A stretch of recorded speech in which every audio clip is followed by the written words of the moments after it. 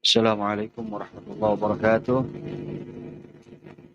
Bismillah walhamdulillah wassalatu wassalamu ala rasulillah Sayyidina Muhammad ibn Abdullah wa ala alihi wa sahbihi wa man tabi'a sunnata wa iqtada bihuda wa nasara dinah ila yaumil qiyamah wa la hawla wa la quwwata illa billah. Subhanaka la ilma lana illa ma 'allamtana innaka antal alimul hakim. Rabbi syrah li sadri wa yassir li amri wahlul 'uqdatam min lisani yafqahu qawli. Rabbi zidna ilman warzuqna fahman wa atina hikmatan. Allahumma barik lana fi majlisina hadza birahmatika ya arhamar rahimin. Amma ba'du. Ahlan wa sahlan wa marhaban bihudurikum wa bi gudumikum. Al-Fakir ucapkan kepada seluruh dan segenap para habaib, para asatidah, para masyayikh, para sesepuh, para jamaah sekalian rahimakumullah. Alhamdulillah wa syukrulillah, thumma alhamdulillah wa syukrulillah. Berkat taufik, hidayah, inayah, riayah, hirasah, himayahnya Allah subhanahu wa ta'ala. Kembali tergerak hati kita, ringan langkah kita, sehat afiat, jasmani dan rohani kita, sehingga kita dapat kembali berkumpul, dapat kembali bersilaturahmi dalam rangka menghadiri, mengikuti, mensyiarkan majelis rutinan yang rutin kita selenggarakan di setiap pekan, tepatnya di setiap malam Jumat di Rubatul Rayadhah ini. Dan tadi kita awali majelis kita sebagaimana biasa dengan pembacaan tawasul, kemudian pembacaan Ratib Al-Attas, kemudian pembacaan kisah Maulid Nabi, yang kesemuanya itu tentu tidak lagi kita ragukan faedahnya, fadilahnya, manfaatnya.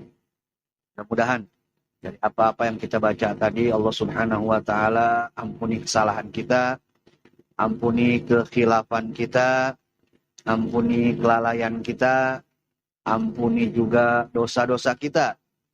Allah Subhanahu wa ta'ala kabulkan apa-apa yang menjadi hajat-hajat kita sekalian. Baik itu hajat yang berkaitan dengan urusan pribadi kita, atau hajat yang berkaitan dengan urusan keluarga maupun rumah tangga kita, atau hajat yang berkaitan dengan urusan usaha ataupun pekerjaan kita, dan hajat-hajat yang lainnya yang menyangkut berbagai macam urusan, mulai dari urusan agama, urusan dunia, hingga urusan akhirat. Amin ya rabbal alamin. Masyaallah jamaah rahimakumullah. Kita bersyukur pada malam hari ini kita dapat kembali berkumpul, dan semoga duduknya kita di sini juga terhitung sebagai amal ibadah kita di sisi Allah Subhanahu wa taala. Dan juga semoga Allah Subhanahu wa ta'ala balas dengan berbagai macam kebaikan yang berlipat ganda. Tentunya kita mohon juga kepada Allah, dengan duduknya kita di sini dapat terhitung sebagai silaturahmi di antara kita sekalian. Mudah-mudahan dengan silaturahmi ini Allah Subhanahu wa ta'ala mempererat kita antara satu dengan yang lainnya, sehingga kedepannya kita tidak lagi saling ragu-ragu, tolong menolong, bantu membantu dalam kebaikan, dalam ketakwaan, saling ingat mengingatkan, saling wasiat mewasiatkan dalam kebaikan, dalam ketakwaan, semata-mata hanya untuk menjalankan apa yang Allah Subhanahu wa ta'ala perintahkan kepada kita, dan sekaligus juga agar Allah Subhanahu wa ta'ala memberikan ridhonya kepada kita sekalian. Amin ya rabbal alamin. Dan semoga dengan silaturahmi ini Allah Subhanahu wa ta'ala panjangkan umur kita. Allah Subhanahu wa ta'ala berkahi usia kita. Allah Subhanahu wa ta'ala mudahkan, lancarkan, gampangkan urusan kita sekalian. Amin ya rabbal alamin. Dan semoga duduknya kita di sini juga terhitung dalam rangka thalabul ilm, dalam rangka menuntut ilmu. Dan semoga kita sekalian dianugerahi oleh Allah Subhanahu wa ta'ala ilmu yang manfaat. Manfaat buat diri kita, manfaat buat keluarga kita, manfaat buat urusan dunia kita, urusan agama kita, sampai urusan akhirat kita. Dan semoga kita juga diberikan oleh Allah Subhanahu wa taala ilmu yang manfaat ini, yang bikin kita makin dekat kepada Allah, yang bikin kita makin semangat ibadah. Apa-apa yang mungkin belum kita kerjakan, semoga kedepannya bisa kita kerjakan. Mungkin sebelumnya kita masih selebor dalam menutup aurat. Mudah-mudahan kedepannya kita bisa lebih baik lagi dalam menutup aurat kita. Dan yang mungkin sebelumnya kita sering meninggalkan sholat, merupakan kewajiban kita. Semoga kedepannya kita istiqomah dalam menjalankan sholat. Bagaimana yang saya sering katakan, pokoknya seburuk apapun kita, jangan pernah kita tinggalin sholat. Tapi Beb, saya masih begini Beb, tapi saya masih begitu. Nggak apa-apa udah. Penting sholat jangan ditinggalin.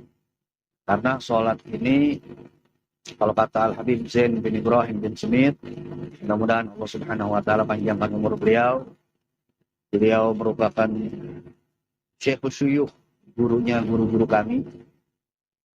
Beliau mengatakan bahwa sholat itu satu akar kata dengan kata silatun. Silatun artinya hubungan. Jadi sholat dengan silat itu hampir sama artinya. Arti dasarnya adalah hubungan. Hubungan siapa dengan siapa, sholat itu hubungan antara kita dengan Allah. Jadi kalau sholat kita baik, maka hubungan kita dengan Allah juga baik. Kalau sholat kita gak baik, maka hubungan kita dengan Allah juga gak baik. Nah kalau kita gak sholat, maka kita gak punya hubungan sama Allah. Terus dari mana Allah Subhanahu wa taala mau nolong kita? Dari mana Allah Subhanahu wa taala mau kasih rahmatnya kepada kita? Dari mana Allah Subhanahu wa taala mau kasih kita keberkahan hidup? Jangan dipikir kita hidup enak, kita punya harta, dalam keadaan kita nggak sholat, itu semua kita anggap Allah ridho sama kita. Kita anggap Allah sayang sama kita. Bisa jadi itu istidraj. Bisa jadi itu merupakan siksaan Allah yang Allah berikan kepada kita supaya kita makin lupa lagi. Jadi jangan disangka dengan kita banyak harta, dengan kita hidup enak, tapi kita nggak menjalankan perintah Allah, terutama sholat. Jangan dipikir hidup kita baik-baik aja. Saya nggak sholat, Bib. Alhamdulillah, Bib. Hidup saya baik-baik aja. Itu tetangga saya sholat dulu tiap hari, nggak pernah.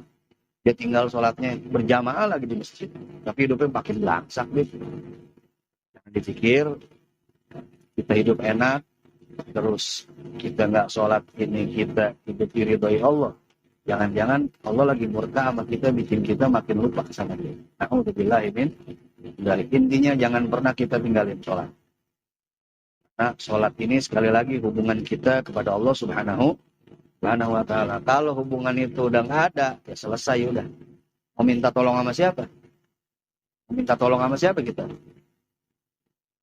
Mau minta tolong sama Allah. Lewat mana jalurnya? Kita nggak punya hubungan sama Allah. Makanya seburuk apapun kita, jangan pernah kita tinggalin sholat.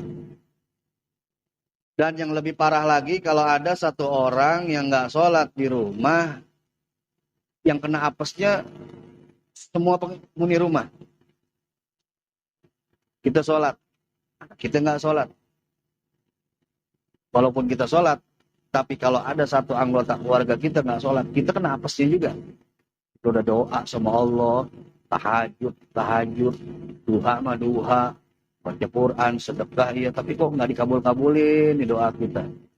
Ternyata ada anggota keluarga kita yang nggak sholat, yang bikin kita juga kena apesnya.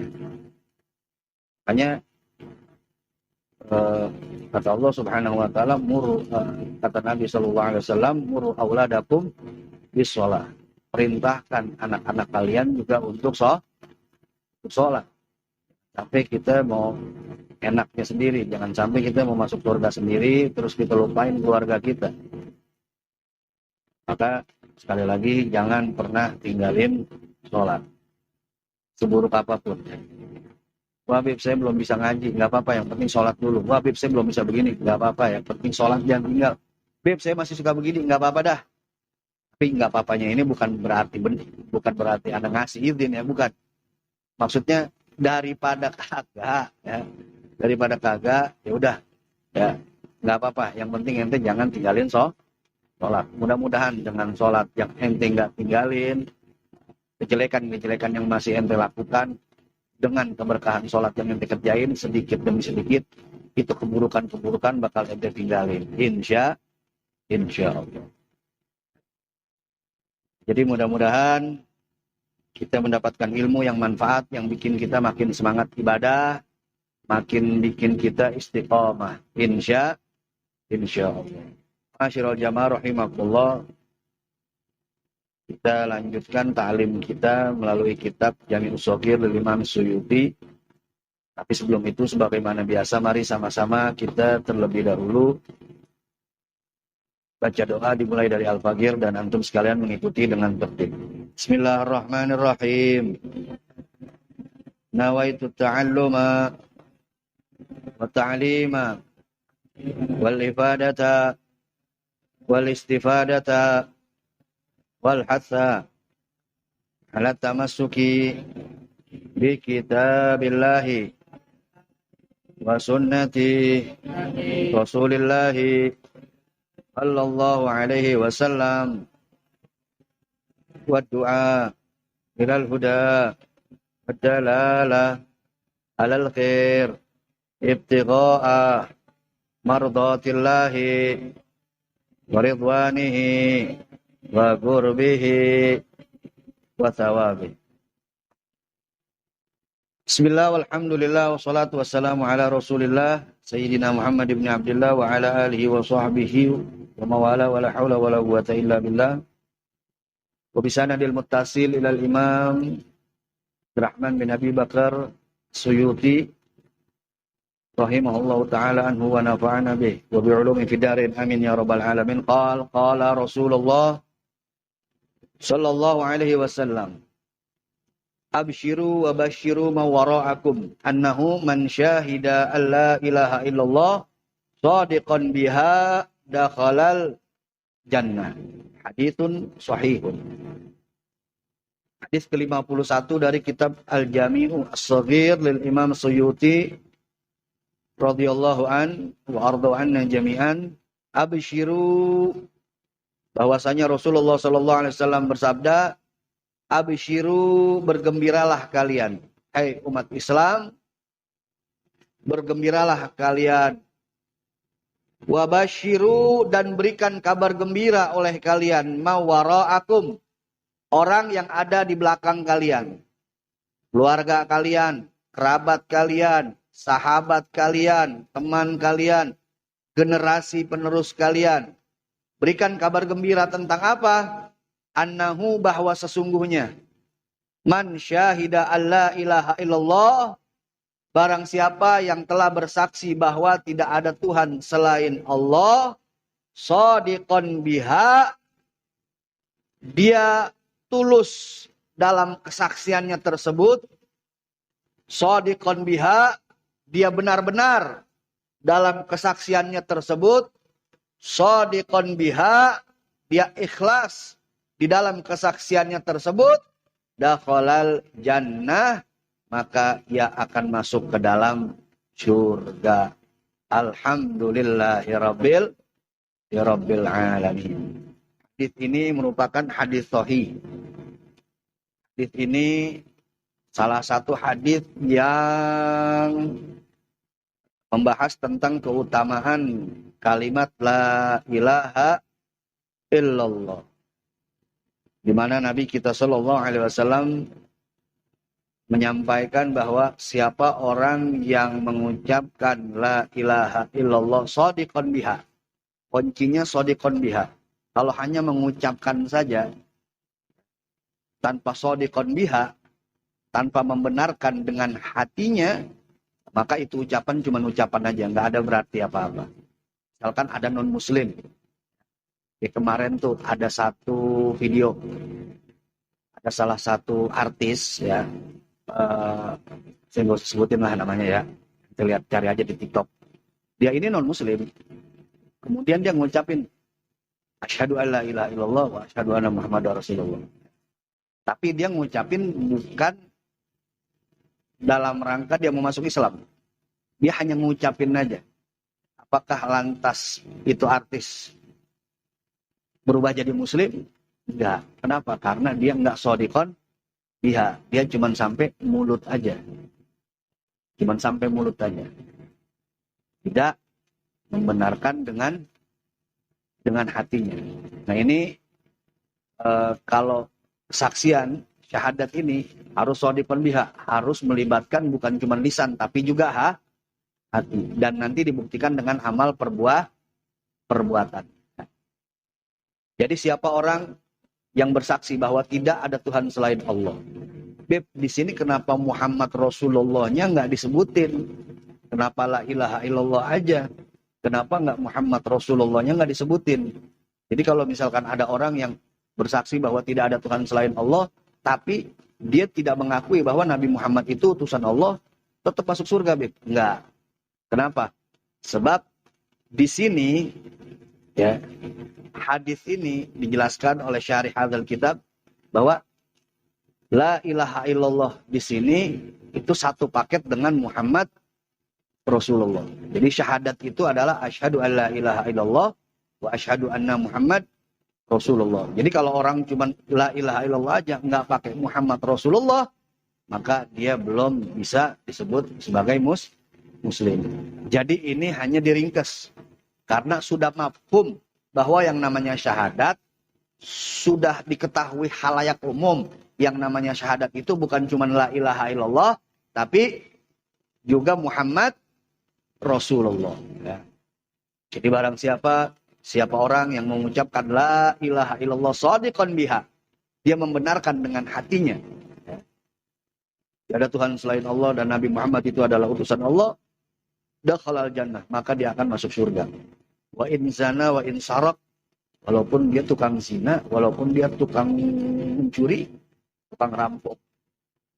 Walaupun dia tukang zina, walaupun dia tukang rampok. Tapi kalau dia meyakini la ilaha illallah Muhammad Rasulullah, maka dia tetap akan masuk ke dalam surga. Walaupun mampir dulu di neraka. Walaupun mampir dulu di neraka. Berapa lama di nerakanya? Wallahu a'lam. Makin banyak dosanya, makin lama. Tapi yang jelas, dia nggak akan kekal di neraka. Tempat kembalinya dia nanti yang abadi adalah ke dalam surga. Kenapa? Karena dia membawa kalimat tauhid la ilaha illallah Muhammad Rasulullah. Ini salah satu keutamaan daripada kalimat tauhid. Dan kalimat ini adalah kalimat yang paling utama yang dibawa oleh nabi-nabi terdahulu dari mulai Nabi Adam sampai Nabi kita Muhammad sallallahu alaihi wasallam. Makanya kalau di dalam tahlil tuh biasanya yang mimpin tahlil suka baca hadis. Sebelum dia tahlil dia baca hadis. Qala Rasulullah sallallahu alaihi wasallam, afdalu ma qultu ana wan nabiyyuna min qabli la ilaha illallah. Paling utamanya, paling bagusnya kalimat yang dibawa oleh nabi sebelumku dan yang dibawa oleh aku yaitu kalimat tauhid la ilaha illallah. Jadi Nabi Adam, Nabi Nuh, Nabi Ibrahim sampai Nabi Muhammad semuanya sama, semua bawa kalimat tauhid.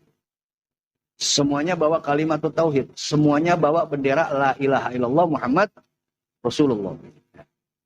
Jadi para nabi, para rasul ini, nabi yang 124.000, rasul yang 313 orang, itu semua punya tugas cuma dua, tugas utamanya. Tugas utamanya cuma dua. Yang pertama yaitu mentauhidkan Allah. Membawa kalimat tauhid la ilaha illallah. Nabi Adam, Nabi Nuh semuanya bawa la ilaha illallah. Sampai Nabi Muhammad sallallahu alaihi wasallam. Semuanya bawa kalimat la ilaha illallah. Jadi kalau mau ditanya, Bib, Nabi Adam agamanya apa? Ya Islam. Nabi Nuh, Islam. Nabi Isa, Islam. Nabi Musa, Islam. Nabi ini, Bib, semua nabi-nabi agamanya Islam. Semua nabi-nabi Muslim. La nufarriqu baina ahadim min rusulih. Kami nggak beda-bedain, kata Allah, antara satu rasul dengan rasul yang lainnya. Semuanya mereka Muslim. Jadi bohong kalau ada yang bilang Nabi Isa itu Nasrani, Nabi Musa itu Yahudi. Bohong. Itu namanya korupsi dalil, manipulasi hujah. Karena dari Nabi Adam, Nabi Nuh, Nabi Ibrahim, Nabi Musa, Nabi Isa, semua mereka Muslim. Mereka bawa la ilaha illallah. Jadi nggak ada perbedaan antara satu nabi dengan nabi yang lain, satu rasul dengan rasul yang lain. Semua membawa kalimat tauhid. Itu tugas pertama mereka, mengesahkan Allah. Lalu tugas yang kedua yaitu mengajarkan bagaimana manusia ibadah kepada Allah. Tugas yang pertama yaitu mentauhidkan Allah, mengesahkan Allah. Tidak ada Tuhan selain Allah. Nggak ada yang berhak nggak ada yang berhak disembah selain Allah. Semuanya sama tuh, seragam. Itu tugas yang pertama. Tugas yang keduanya yaitu mengajarkan bagaimana manusia ibadah kepada Allah. Nah, di sini yang namanya syariat. Nah, terkait syariat, ini ada beberapa perbedaan. Syariat Nabi Adam, itu ada perbedaan dengan syariat Nabi Nuh, dengan syariat Nabi Ibrahim. Sampai nanti disempurnakan semua syariat itu di syariatnya Nabi kita Muhammad Sallallahu Alaihi Wasallam. Dulu di zaman Nabi Adam, kakak adik boleh nikah gak? Boleh. Ya. Nabi Adam punya anak, setiap punya anak kembar. Laki perempuan. Ya.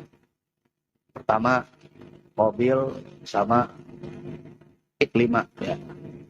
Terus lahir lagi Habil sama Labuda.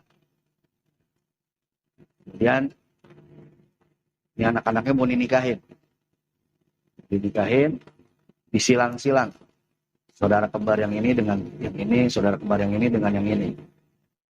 Qabil sama Iklimah itu saudara kembar. Bil sama Labuda saudara kembar. Akhirnya disilang. Si Qabil mau dinikahin sama Labuda, si Habil mau dinikahin sama Iklimah. Intinya, ini mereka saudara bukan? Adik kakak bukan? Adik kakak. Boleh gak? Saat itu boleh. Tapi kalau sekarang boleh gak? Boleh, haram.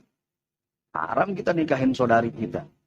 Nikahin kakak kita atau adik kita. Nikahin yang sedara dengan kita, gak boleh. Jangankan nikahin saudara perempuan kita. Ipar perempuan kita aja gak boleh. Nah, itu perbedaan antara syariat Nabi Adam dengan syariat Nabi Muhammad Sallallahu Alaihi Wasallam. Terus di zaman Nabi Musa, kalau dulu perempuan-perempuan mereka haid, ketika perempuan-perempuan mereka haid, mereka ini diasingkan ke satu tempat, nggak boleh tinggal di rumah, diasingkan di satu tempat sampai selesai haid mereka. Alasannya apa? Katanya bakal bawa sial. Tapi di zaman kita, di syariatnya Muhammad Sallallahu Alaihi Wasallam, nggak begitu. Istri haid, nggak apa-apa, masih boleh tinggal sama kita. Yang penting, mohon maaf, jangan melakukan hubungan suami istri. Kemudian di syariatnya Nabi Musa, kalau misalkan badan kita terkena najis, tangan kita terkena najis, nah itu kulitnya mesti disobek. Nggak bisa dihilangin pakai air begitu aja. Tapi di zaman Nabi, di syariatnya Nabi Muhammad SAW, tergantung najisnya. Kalau najis mukhafafah, najis yang ringan, tinggal dipercikin air, kelar. Kalau najisnya mutawasito, tinggal dibersihin sama air, hilang tuh rasanya, baunya, sama bentuknya, sama rasanya, selesai. Kalau misalkan najisnya mughalladhah, 6 kali, yang 1 kalinya 7 kali, yang 1 kalinya dicampur 7 kali pakai debu, yang 1 kalinya dicampur dengan air. Nggak perlu dipotong. Yang jelas, semua syariat nantinya disempurnakan di syariatnya Nabi kita Muhammad Sallallahu Alaihi Wasallam. Yang jelas, semua Nabi, semua Rasul, semua membawa kalimat tauhid, la ilaha illallah. Ya. Nah, selain hadis yang disampaikan oleh Nabi ini, banyak juga keutamaan kalimat tauhid yang disampaikan di hadis-hadis yang lainnya. Makanya kalau misalkan ada orang yang mau meninggal, saudara kita atau orang tua kita, ya, kata Nabi, lakinu mautakum biqauli la ilaha illallah. Talkinin, jangan diajakin ngobrol apa aja. Ini udah sekarat nih. Udah talkinin la ilaha illallah. La ilaha illallah. Tuntun dia untuk mengucapkan la ilaha illallah. Sebab seburuk apapun dia, tapi kalau kalimat terakhirnya la ilaha illallah, masuk surga. Makanya kalau kita datang ke seseorang, entah saudara kita, orang tua kita, keluarga kita yang sekarat, talkinin mereka dengan la ilaha illallah. Talkinin terus. Jangan diajakin ngobrol yang macam-macam. Gimana kabarnya? Sehat. Sakit itu gimana? Lah, ngobrol apa baik? Udah ketahuan orang lagi sakit ya, ditanya sakit apa kagak. Gimana sakit? Ya sakit, tolol, lu kagak ngeliat, lu udah mau mati. Ya. Jangan diajakin ngobrol yang lain. Itu ngomong-ngomong, nanti kalau misalkan yang nanti, itu ntar, karena bagaimana itu ceritanya? Ditanya-tanyain yang lain. Jangan ditanyain yang lain ya. Udah talkinin la ilaha illallah. Dia masih aduh sakit banget terus. Pokoknya dia ngomong apa nggak usah diladenin. Talkinin terus la ilaha illallah sampai dia ngucapin la ilaha illallah, udah kunci pintu, udah jangan ada yang masuk lagi. Jangan sampai dia udah la ilaha illallah masuk lagi, diajakin ngobrol lagi, ngomong lagi. Kalimat terakhirnya berarti bukan la ilaha illallah ya. Dia udah ditalkin nih, kita udah capek-capek talkinin la ilaha illallah, dia udah ngucapin la. Itu datang saudaranya. Assalamualaikum, salam, bagaimana kabarnya? Ngobrol lagi. Berarti kalimat terakhirnya la ilaha illallah bukan? Bukan. Oke, kalau udah la ilaha illallah udah jauhin. Jangan sampai dia ngucapin yang lain lagi. Usahakan kalimat terakhirnya la ilaha illallah. Jadi kalimat la ilaha illallah ini mujarab buat orang yang masih hidup atau orang yang mau meninggal dunia. Bahkan orang yang sudah meninggal dunia juga masih bisa mendapatkan manfaat dari kalimat la ilaha illallah. Kalau buat orang yang masih hidup, ya, kata Syekh Muhammad bin Umar Al-Jawi Al-Bantani, atau yang kita kenal dengan Syekh Nawawi Banten. Syekh Nawawi Banten menyampaikan bahwa siapa orang yang melazimkan, membiasakan mulutnya membaca la ilaha illallah setiap mau masuk rumah. Kita udah masuk gang nih, udah mau menuju rumah kita, itu kita baca la ilaha illallah, la ilaha illallah Muhammadur Rasulullah, la ilaha illallah Muhammadur Rasulullah, la ilaha illallah Muhammadur Rasulullah, sampai kita masuk halaman rumah kita, sampai kita masuk ke pintu rumah kita, sampai kita masuk rumah kita. Itu kalau kita biasain melazimkan kalimat la ilaha illallah, insya Allah rumah kita nggak bakalan terserang yang namanya kefakiran. Allah bakal cukupin kebutuhan sehari-hari kita. Percaya, ya silakan dicoba. Jadi kita kalau udah masuk gang nih, mau pakai motor, mau pakai mobil, kalau udah masuk gang rumah kita atau udah mau dekat-dekat rumah kita, ucapin tuh la ilaha illallah Muhammadur Rasulullah, la ilaha illallah Muhammadur Rasulullah, la ilaha illallah Muhammadur Rasulullah. Sampai masuk ke halaman rumah kita, sampai masuk ke pintu kita, sampai masuk ke rumah kita. Insya Allah kalau kita lazimkan la ilaha illallah ketika kita mau masuk rumah kita akan diangkat kefakirannya dari rumah kita oleh Allah Subhanahu wa Ta'ala. Tapi kalau nggak dibiasain ya susah juga. Susah juga. Makanya Mesti dibiasain. Supaya nanti terbiasa. Jika nanti kita lagi sakaratul maut, juga kita terbiasa ngucapin la ilaha illallah. Makanya biasain kita kalau nyeletuk, kalau ngelihat yang bagus-bagus, baca subhanallah. Kalau kaget, astagfirullah. Kalau lagi naik tangga, baca Allahu Akbar. Kalau lagi turun tangga, baca subhanallah. Kemudian biasain di mulut zikir. Biasain mulut kita zikir.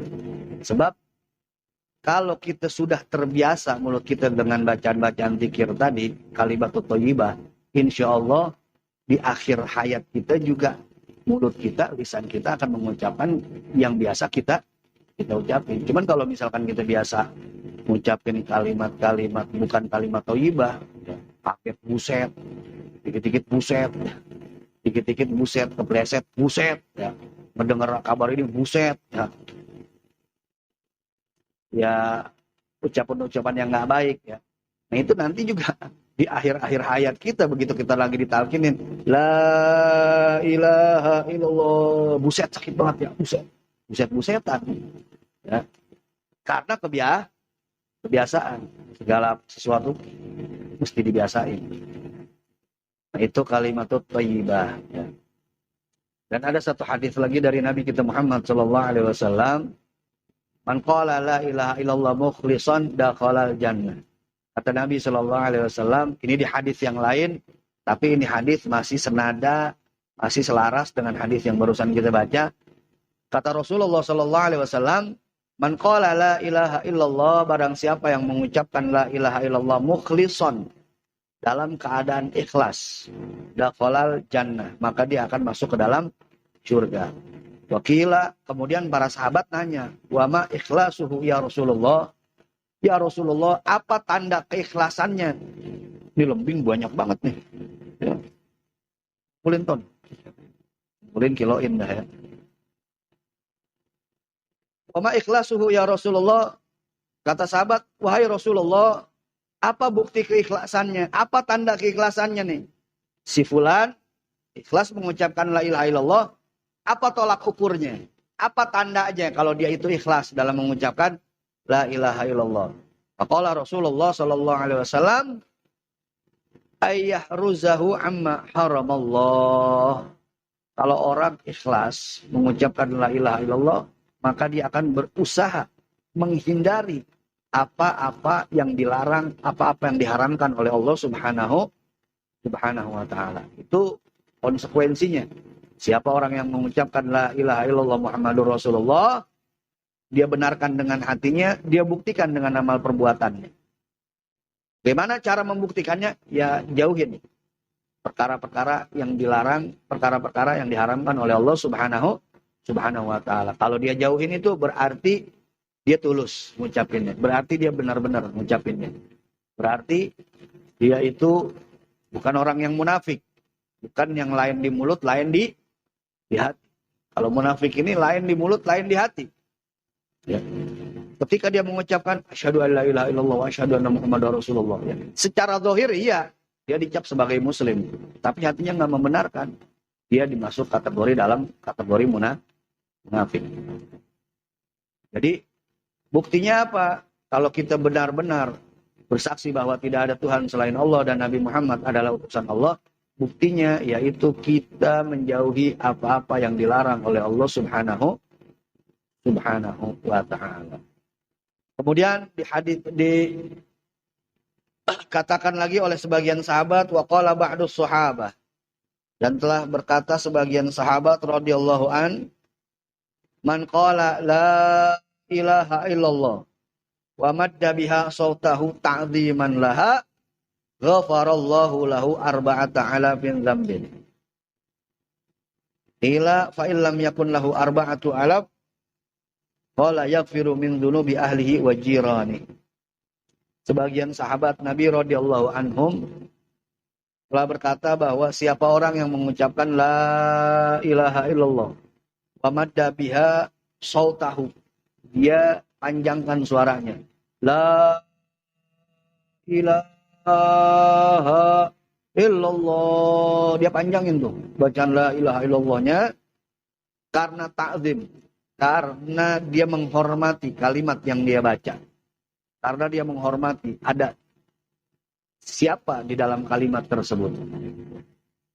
Dia ta'zim, dia menghormati kalimat yang dia baca tadi, maka Allah Subhanahu wa taala akan mengampuni 4.000 dosa orang yang mengucapkannya tersebut. Kita baca satu kali la ilaha illallah, 4.000 dosa kita diampuni. Kemudian sebagian bertanya, fa illam yakun lahu arba'atu alaf dzambin. Terus gimana kalau ada orang yang ngucapin la ilaha illallah, dosanya enggak sampai 4.000, cuma 3.999. Misalkan kurang satu doang ya. Terus bagaimana tuh? Qala, maka sebagian sahabat tadi berkata, yaghfiru min dzunubi ahli wa jirani. Kalau dosa dia yang mengucapkan tadi itu enggak sampai 4.000, sekali dia mengucapin la ilaha illallah 4.000 dosanya dihapuskan oleh Allah. Tapi kalau dosanya nggak sampai 4.000, maka dosa keluarganya dan dosa tetangganya yang bakal dihapusin. Dosa keluarganya dan dosa tetangganya yang bakal dihapusin. Allah Subhanahu wa ta'ala. Bayangin tuh. Kita yang baca, keluarga kita masih dapat manfaatnya, tetangga kita masih dapat manfaatnya. Maka bersyukur kalau ente tinggal di samping majelis dzikir. Dia biasa baca tahlil, yang dia biasa